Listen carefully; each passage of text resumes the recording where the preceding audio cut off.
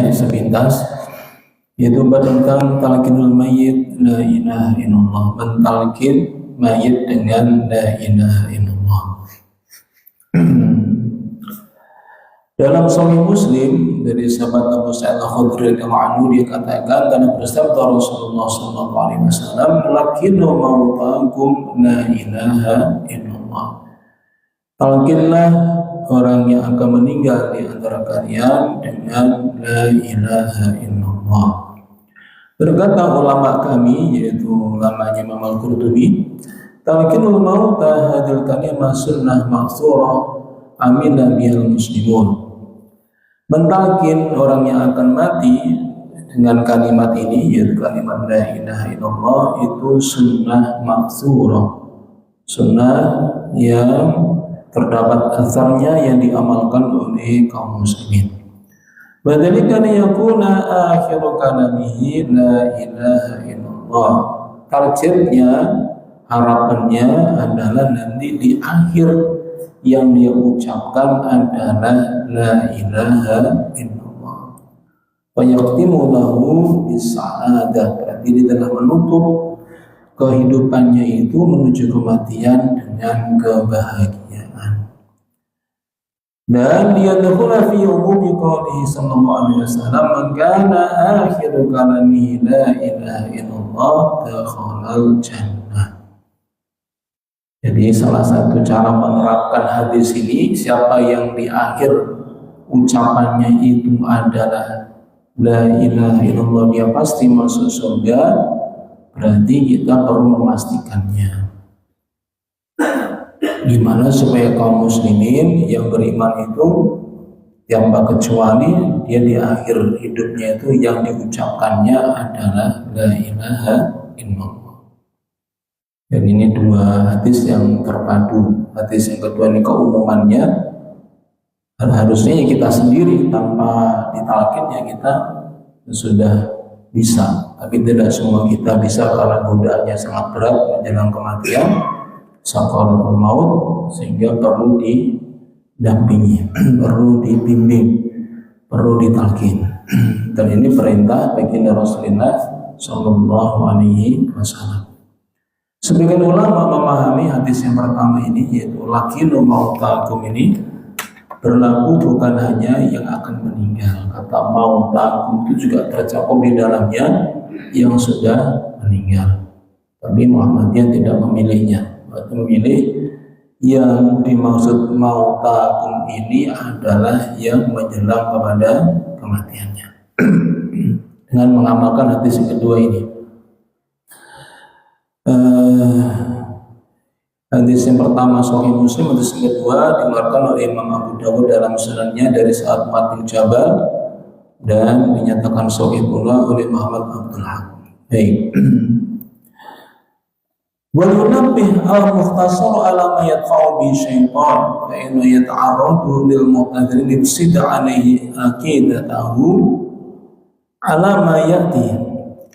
Nah, kemudian hendaknya diperhatikan ketika mentalkin itu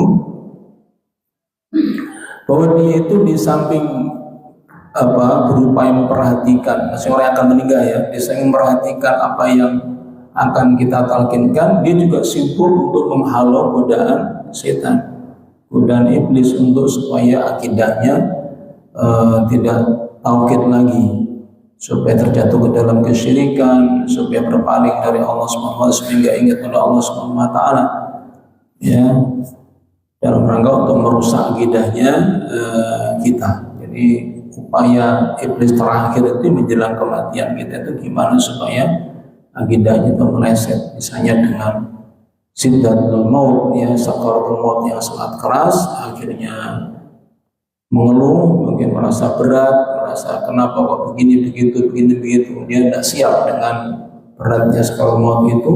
Setan masuk, iblis masuk untuk melemahkan. Kamu siapa yang menolong kamu? Tidak ada kan? Dia sudah minta tolong kepada saya, kira-kira begitu. Arahnya nanti mengiring kamu sudah ditinggalkan Allah, ditinggalkan oleh Tuhanmu sendiri. Nah gitu. Nah makanya kemudian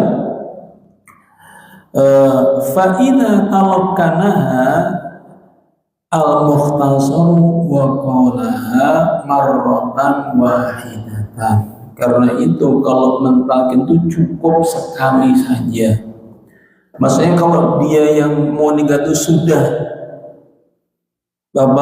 melafalkan walaupun diri, dia sudah la ilaha illallah, sudah begitu cukup sekali saja. Jangan diulang lagi biar mantap saja. Itu malah tidak direkomendasikan. Cukup dia sekali saja, gitu ya. Fala tu'adu alaihi, jangan diulang lagi untuk membebani dirinya. Di ayat itu jadi supaya dia juga tidak bingung, ya. Buat karya ahli ilmi al-iksaru min at-talqini wal ilha alaihi idza wa talqanaha aw fahuma dzalika anhu. Jadi para ulama memakruhkan, ya boleh, tapi sebaiknya jangan memakruhkan untuk banyak-banyak mentalkin. Cukup sekali itu sudah, biar dia fokus untuk menghalau godaan iblis sambil kemudian dia berkonsentrasi untuk tidak memungkinkan dia banyak-banyak istighfar kepada Allah Subhanahu wa taala. Yang penting kita sudah tahu dia sudah mengucapkan itu cukup, ya sekali sudah cukup. Wal maqsadu ayyamu ta'arraju wa laysa bi qalbi illa Allah azza wa jalla li anna mitara ala qalb wa min qalbi huwa alladhi yanzuru fihi wa taqulu ana jabihi. Jadi karena yang dimaksud di sini adalah karena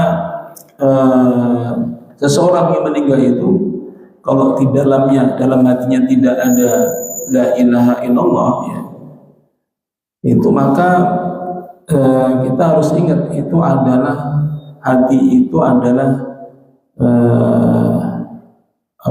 pusatnya atau midarnya, porosnya, ya, porosnya. Jadi kuncinya itu ada pada hatinya itu. Maka kemudian dibantulah dia dengan lisan. Nah, adapun wa amma haqqul lisan duna an takuna tarjamata amma fil qalbi fala fa'idah biha wa la ibarahita. Jadi meskipun kita ulang-ulang lisannya mengucapkan, tapi kalau hatinya tidak, ya nggak bisa, nggak ada faedahnya gitu. Makanya dalam bab ini Imam Qurtubi menekankan supaya selama hidup kita itu selalu panji tauhid itu tidak pernah lekang dalam hidupnya, ya, supaya betul-betul merasuk ke dalam hatinya, pikirannya, pola pikirnya, gaya hidupnya terpengaruh bersumber pada hatinya yang dipenuhi dengan kalimat tauhid, supaya ketika ditalkin itu dia tidak kosong, tidak hanya melafalkan sekadar lafal, tapi betul-betul itu merupakan penerjemahan dari apa yang ada di dalam hatinya, gitu ya. Nah, terakhir beliau berpesan, qultu la budda min talqinil mayyiti yudkiruhu asy-syahadata wa in kana ala ghayatin min at-tayaqqud. Dan mentalkin mayat itu harus, menurut beliau harus, ya, dan juga menyebutkan langsung asyhadah la ilaha itu disebutkan. Bukan misalnya sebut kalimat tahlil, Pak, Bu, jangan lupa kalimat tahlil, langsung sebutnya asyhadah la ilaha illallah. Wa in kana ala ghayatin min at-tayaqqud, meskipun dia waktu kita talqin itu dalam keadaan dia sadar. Saya seorang ulama, seorang kiai, seorang ustaz, seorang guru yang paham betul tentang akidah, itu ketika menjelang kematian dia masih sadar, itu jangan kita sungkan untuk mentalkinnya. Meskipun kondisi tayaqqud itu tetap disunahkan kita untuk mentalkinnya. Jadi kalau kita kembali kepada hadis pertama tadi, lakinu mautakum, itu nggak ada kecualinya. Ya, talkinlah orang yang akan meninggal itu nggak dikecualikan orang ulama, orang awam, laki, perempuan, sadar, setengah sadar, nggak sadar, semuanya ditalkin. Nah, itu adalah kesunahan bagi kita yang takziah atau misalnya melihat langsung, ya, proses sakaratul maut itu. Dan saya sudah sampaikan, alhamdulillah saya juga pernah langsung mentalkin kepada teman saya yang stroke, dia nggak bisa melakukan apapun. Kemudian saya bisiki dengan, berikanlah kami isyarat bahwa kamu sudah mengucapkan la ilaha illallah. Setelah itu dia menangis, kemudian dia meninggal. Masya Allah ya, itu ya. Akhir kehidupan yang begitu indahnya, Masya Allah ya, seperti itu. Baik, itu saya kira sudah kita bahas kemarin, tapi mungkin perlu saya ulang karena juga sudah cukup lama, sebulan yang lalu. Nah, sekarang kita masuk ke bab baru. Baban hadra al-mayyita fala yaghlu wa yatalatta wa yatakallam bi khairin.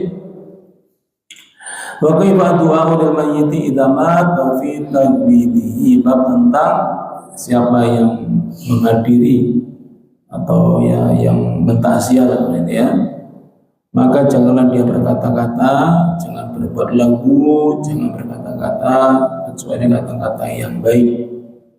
Dan bagaimana doa untuk orang yang sudah meninggal itu apabila meninggal, dan bagaimana sunnah kita adalah memejamkan mata apabila matanya itu terbelalak atau terbuka.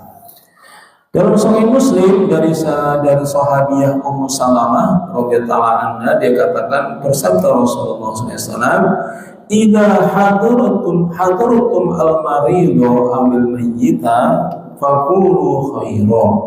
Apabila kalian menjenguk, mentakziah orang yang sakit maupun orang yang sudah meninggal, maka berkata-katalah dengan kata-kata yang baik. Maksudnya jangan sampai kita ghibah atau membicarakan kejelekan orang yang kita kunjungi, kita ziarahi, kita takziahi gitu ya. Itu bagian dari larangan Rasulullah SAW ya. Disunahkannya apa? Faqulu khairan, berkata-katalah yang baik. Alasannya apa? Nabi sebutkan, fa innal malaikata yu'minuna ala ma taqulun, karena para malaikat saat itu mengamini apa yang kalian katakan. Maksudnya kalau kita mengatakannya berkata-kata kata-kata yang buruk, ya diaminkan malaikat. Kalau di kata-kata yang baik, ya diaminkan malaikat. Nah, disitulah hendaknya salah satunya yang membuat kita berpikir adalah coba kalau kita begitu entengnya membicarakan kejelekan orang yang sakit atau yang meninggal, seandainya kita yang digitukan bagaimana? Nah, itu sudah cukup bagi kita untuk berpikir kalau kita ini ngomong yang nggak diatur, segala macam kejelekan disampaikan. Coba kalau kita kondisi sakit parah, kemudian atau kita meninggal, semua orang bicarakan kejelekan kita, gimana kira-kira? Itu saja hendaknya sudah bisa membuat kita berpikir untuk supaya kita menjauhi lagu yang sia-sia ataupun berkata-kata atau mengucapkan sesuatu bisi-bisi atau ghibah yang negatif gitu ya. Qalat Ummu Salamah, kemudian mengatakan radhiyallahu anha, falamma mata Abu Salamah ataitu an-nabiyya sallallahu alaihi wasallam faqultu ya Rasulullah inna Abu Salamah qad mat. Maka tatkala Ummu Salamah punya suami namanya Abu Salamah, itu ya laqabnya, nama aslinya saya lupa. Maka ketika kematian Abu Salamah, Ummu Salamah ini mendatangi Nabi Sallallahu Alaihi Wasallam setelah mendengar hadis tadi. Hadis itu, apabila kalian menghadiri orang yang sakit atau meninggal, maka berkatalah dengan kata-kata yang baik, karena para malaikat mengamini. Maka setelah sampai Rasulullah, dia laporan, ya Rasulullah, suami saya baru saja meninggal. Maka kemudian Nabi bersabda, "Quli, berdoalah, Allahumma ghfirli wa lahu, ya Allah ampunilah aku dan dia, wa aqibni minhu uqba hasanah, dan berikan aku ganti daripada Abu Salamah maksudnya, dengan ganti yang baik. Qalat faqultu, maka Ummu Salamah mengatakan, aku pun kemudian berdoa tentang bab itu seperti yang dilakukan Rasulullah itu. Setelah itu fa'aqabani Allahu man huwa khairun li minhu Rasulullah sallallahu alaihi wasallam. Maka Allah menggantikan untukku daripada yang lebih baik daripada Abu Salamah. Siapa itu? Yaitu Rasulullah sallallahu alaihi wasallam. Masya Allah ya. Ini sahabiah yang doanya betul-betul langsung makbul dalam waktu yang singkat ya. Hitungannya hanya hitungan hari. Itu dikabulkan oleh Allah Subhanahu wa taala. Saking sholihahnya yaitu Ummu Salamah. Baik. Nah, ini antara Fakulu khaira, terjemahan dari kata tembek apa? Berdoa. Jadi dari kita itu ngobrol, kita gitu kalau kamu takziah, apalagi kita digoda lama gak ketemu sama teman, ketemunya pas di pemakaman, hanya kita ngobrol, gimana kabarnya, bisnisnya, keluarga, sekarang ngapain, terus tidak ada omongan yang mengarah kepada yang lebih baik, itu mubah. Tapi udah mulai ngomong jeleknya akan jadi melanggar sunnah Rasulullah. Nah, maka salah satu yang paling gampang apa? Yang mendoakan. Yang paling singkat apa? Allah maghfirlah. Kalau laki-laki, kalau Allah maghfirlah, itu diulang. Mulai bilang Allah maghfirlah, warhamhu, wa'afi'ahu, dan seterusnya. Banyak pilihan, intinya memohonkan supaya dia diampuni, disayangi oleh Allah SWT, dimasukkan surganya, dilapangkan kuburnya. Dengan bahasa apapun silakan, itu jauh lebih baik. Jadi memang suasana kuburan itu supaya suasana yang hendaknya itu bercakap-cakap, ngobrol itu dikurangi seminimal mungkin. Mendingan kita bermuhasabah, kemudian kita mendoakan si mayit. Kemudian kalau mau terpaksa target harus omongkan tentang kebaikannya. Itulah adab yang terbaik, yang paling afdal ya. Dan dicontohkan Rasulullah itu isinya doa gitu ya. Kebaikan yang dimaksud isinya adalah doa. Baik.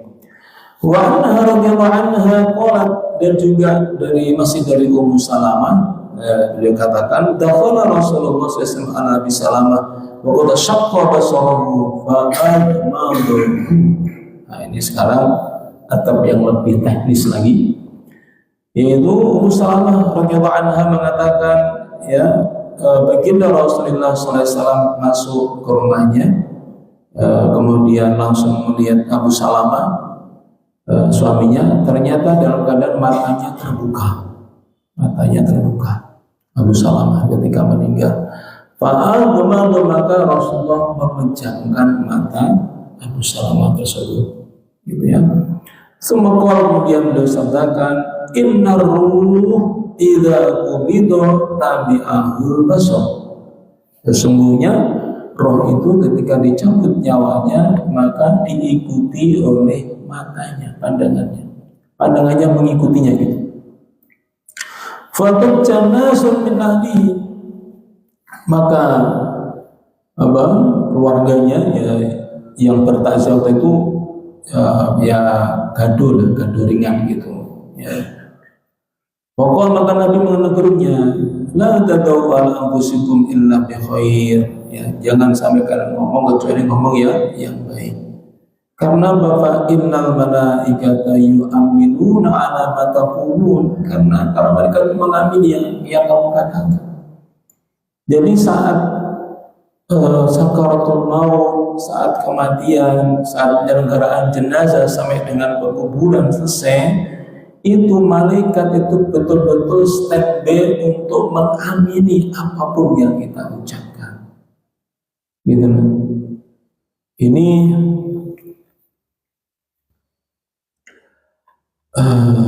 Ada dalam Sahih Muslim nomor 920.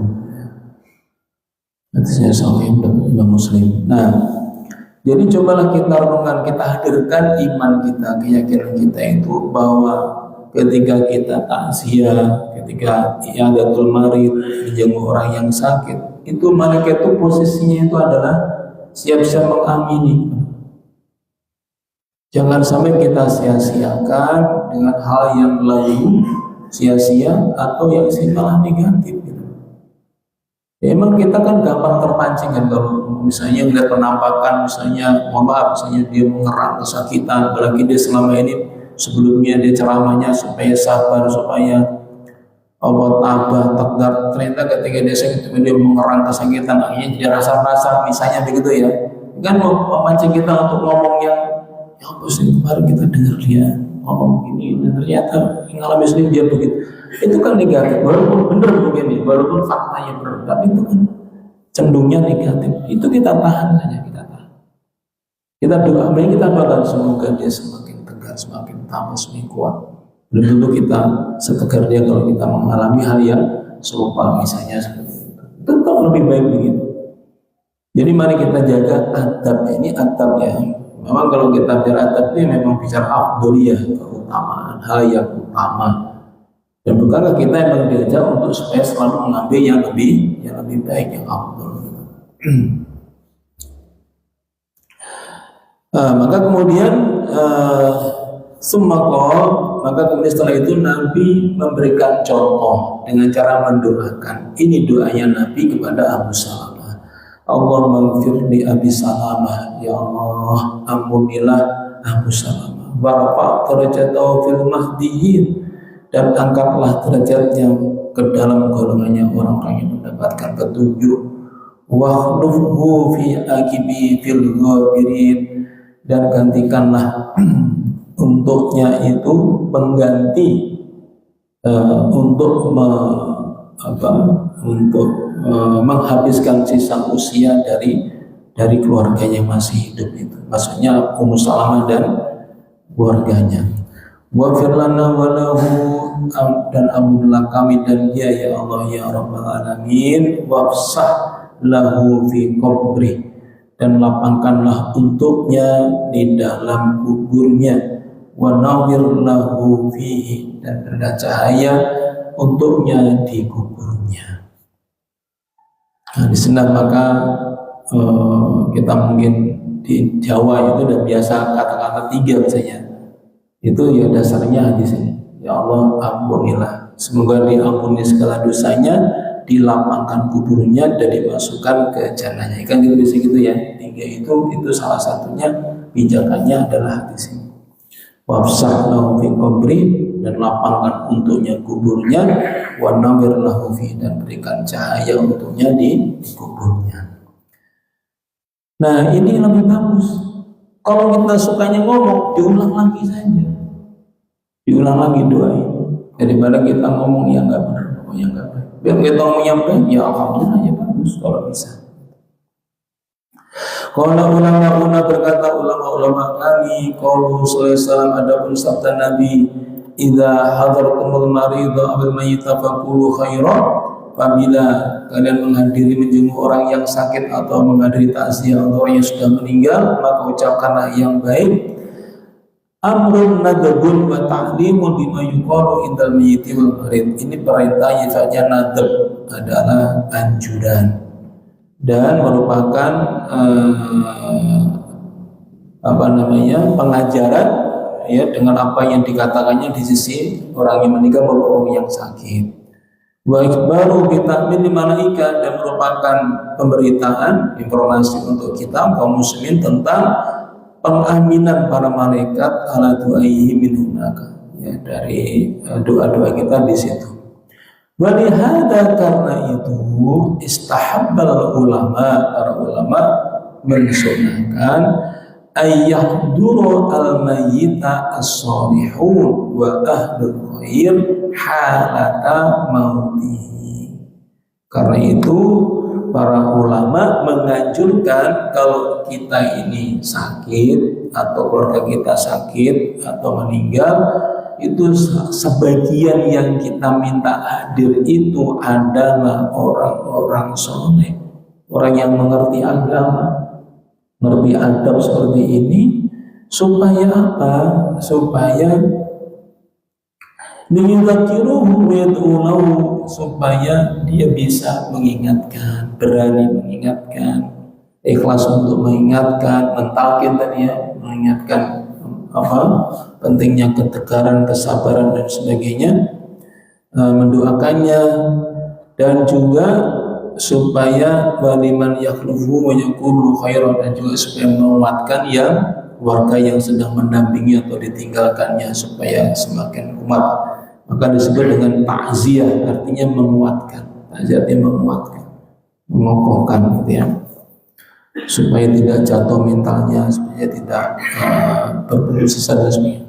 Fayastami'u du'auhum wa ta'birul mereka, maka bertemulah ya doa-doa orang yang menjenguk orang yang sakit maupun yang meninggal itu dengan aminnya malaikat. Fayaqtabi'u bidzikal mayyit, maka pertama yang dapat manfaat siapa? Adalah si mayit. Yang kedua man yusabu bihi, dan beliau yang ditimpa musibah langsung. Wa man yaqum, dan siapa yang akan menyusul, maksudnya yang ditinggalkannya, yang masih hidup maksudnya, kalau dia akhirnya meninggal. Jadi penuh dengan manfaat. Bisa dikatakan gampangannya hal terbaik yang bisa kita lakukan ketika mentakziah maupun menjenguk orang sakit itu adalah mendoakannya. Kalaupun tidak doa, adalah isinya kebaikan, atau isinya adalah menyemangati, menguatkan kesabarannya, ya, kemudian menyampaikan nasihat dan sebagainya. Nah, kan tidak semua kita bisa kan? Ya, semua kita bisa. Maka alhamdulillah kalau kita kira-kira nggak mampu, ketika menyinggung orang sakit kita nggak mampu ngomong seperti itu, ajak saja ustadz atau ulama yang kira-kira dia bisa membimbing, nasihati, diajak.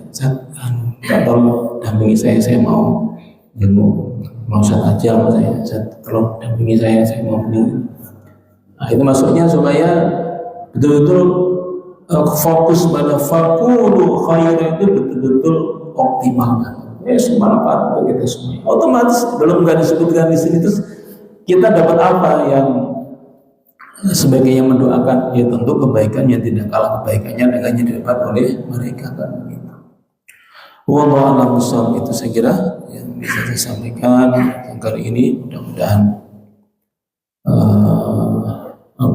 menjadi pengingat buat kita semuanya. Ini ada tulisan sedikit ya, saya kira ya, saya tambah satu lagi karena ada hubungannya. Maaf, saya tambah satu lagi. Nah, dalam Musnad Ibnu Majah disebutkan dari Shaddad bin Aus radhiyallahu anhu, dia katakan telah bersabda Rasulullah SAW, "Idza hadaratum mautakum fa'mitul basar, fa inna basara yatba'u ruh, wa qulu khairan fa inna malaikata tu'amilu ala ma qala ahlul bait." Apabila Nabi sabdakan SAW, apabila kalian menghadiri orang yang akan meninggal, maka pejamkanlah matanya. Maksudnya kalau terbuka maksudnya ya. Karena sesungguhnya pandangan mata itu mengikuti ruhnya, dan berkata kata-kata yang baik, karena sesungguhnya para malaikat itu mengamini atas apa yang dia ucapkan oleh ahlul baitnya, yaitu keluarganya. Ini berarti tambahan, bukan cuma yang menjenguk, tapi juga ahlul bait harus hati-hati ya. Suami, antara suami istri, ayah ibu, anak itu disayangkan karena punya kedekatan emosional yang luar biasa, kadang-kadang keluar kata-kata yang malah tidak baik. Maka di hadis ini dikuatkan dari sisi ahlul bait itu juga harus hati-hati. Sama saja kalau keluarganya itu juga mengatakan yang enggak baik, ya nanti diamini oleh malaikat. Abu Dawud mengatakan, wa taqmitul mayyit innama huwa ba'da khurujir ruh. Ya, adapun memejamkan mata itu dipastikan prosesnya itu setelah keluarnya ruh. Ya, jangan ketika masih proses langsung pejamkan. Ini pastikan sudah meninggal, matanya terbuka atau terbelalak, maka sunnah kita adalah segera untuk dipejamkan. Nah demikian Bapak sekalian, mohon maaf tidak ada kurang-kurangnya. Ada yang mau ditanyakan, saya persilakan. Ini. Assalamualaikum warahmatullahi wabarakatuh. Waalaikumsalam warahmatullahi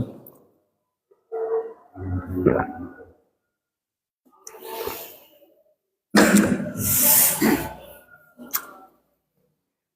Kebiasaan di warga kita ini setelah kita sholat ya, itu kadang-kadang memang seperti yang kita katakan tadi, kita berkumpul-kumpul itu mewarnai guyon rasanya. Terus kemudian teman-teman kita dari inisialnya warga Nahdlatul Ulama itu mengkritik gimana kok kemudian kok tahlilan. Yang saya katakan, bagaimana menjawab itu? Yang kedua, bagaimana teman-teman kita yang wanita dari bulan itu kita menegur. Terima kasih. Assalamualaikum warahmatullahi wabarakatuh. Waalaikumsalam warahmatullahi wabarakatuh. Iya, jadi tentang guyonnya ini ya, kita tergantung kita posisinya apa gitu ya. Misalnya gini, kalau kita sebagai ahlul bait gitu ya, ahlul bait berarti ada baiknya salah satu perwakilannya itu kalau ada pengeras suara di dalam proses itu, atau kemudian dia sampaikan mohon doanya, mohon kiranya untuk mendoakan ayah kami, ibu kami, itu diulang-ulang supaya fokus, jamaah itu supaya fokus. Nah, kalau kita itu teman atau sahabat yang dekat, ya langsung ingatkan aja, karena kita fokus mendoakan beliau. Saya begitu ya. Nah, kalau misalnya sudah kredit gitu, ya minimal kita sendiri, nggak terkendali ya bagaimana? Ya kita mungkin ada baiknya saat itu kita syiar, kita doanya agar dikeraskan, tujuannya supaya orang itu sadar bahwa yang baik itu mendoakan, itu bukan riya, itu namanya dakwah ya, syiar seperti itu. Nah kalau mana lebih afdol dengan tahlil? Ya, tahlil sebagai kalimat tadi tentu jelas lebih afdol, tapi kita kan belum tahu pelaksanaan itu bagaimana, kita belum tahu. Apakah juga ternyata guyon-guyon juga, ternyata juga rame-rame juga. Yang jelas itu bab masalah khilafiyah ya. Dalam konteks kita itu merupakan khilafiyah. Mereka mau mengamalkan itu ya silakan ya. Tetapi afdoliyah itu parameternya tidak tunggal, banyak lah. Jadi jangan sampai kita menyamai sesuatu yang sifatnya umum dikompar dengan sesuatu yang sifatnya khusus. Tadi kan berdoa, membicarakan yang baik, berprasangka baik, menguatkan pada keluarga. Nah jelas poin-poinnya jelas kalau takziah kan. Nah kalau tahlil itu kan terlalu luas, apa sih yang dilakukannya kita ya mungkin sangat macam-macam lah, termasuk motifnya, termasuk alasannya, pelaksanaannya dan sebagainya lah gitu. Itu saya kira menjadi sangat luas ya.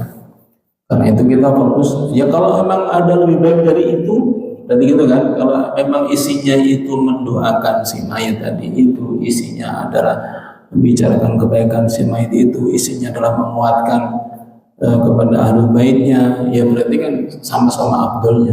Makanya dilihat poin-poinnya apa saja gitu. Saya kira demikian. Wallahu a'lam. Ini satunya ya, karena ini.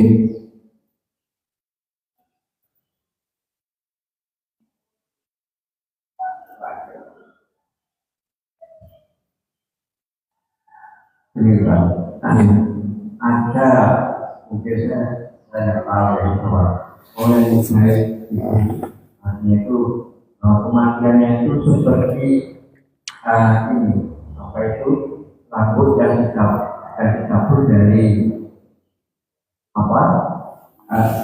bumi yang dicabut dari apa itu tepung. Jadi Jadi harisan dia tidak merasakan. Tapi ada yang mengatakan bahwa apapun sebetulnya mereka itu akan selalu mengalami kesakitan. Semua mati itu nantinya apabila pada akhirnya untuk kematian itu pasti merasakan kematian, yaitu sakitnya kematian. Berarti itu ada semacam kontradiktif ya. Saya mohon ada yang mengatakan bahwa diangkat dari apa itu duit diangkat dari ini baju atau gimana gitu ya, sakitnya luar biasa. Seperti Rasulullah itu juga pernah merasakan sakitnya itu, padahal dia juga orang yang sempurna gitu ya. Tapi juga mungkin merasakan sakitnya. Tapi ada yang mengatakan bahwa jadi kami ada yang mengatakan bahwa dia ulama itu atau orang yang baik itu kematiannya itu adalah sangat berusaha tidak merasakan. Mohon penjelasan kita. Terima kasih. Iya, baik. Pertama, yang dialami Nabi adalah sangat berat. Itu tidak langsung dikomentar langsung oleh putrinya yaitu Fatimah yang mendampingi. Sangat berat ya, demam tinggi di waktu itu, demam tinggi. Maka para ulama memahaminya itu ada dua sisi. Sisi ibroh ya, pelajaran supaya umatnya itu siap menghadapi sakaratul maut yang mungkin menyiksanya, supaya siap, karena Nabi yang maksum saja mengalami seperti itu, kira-kira begitu ya. Maupun mukhalafahnya ya tidak mustahil kita akan lebih berat merasakan penderitaan dalam proses kematian, supaya kita siap mentalnya. Yang kedua, kalau kemudian dikatakan apa itu bukti bahwa Nabi itu banyak dosanya, maka dibantah dengan asyadul bala al-anbiya. Jadi manusia yang paling berat cobaannya itu para nabi.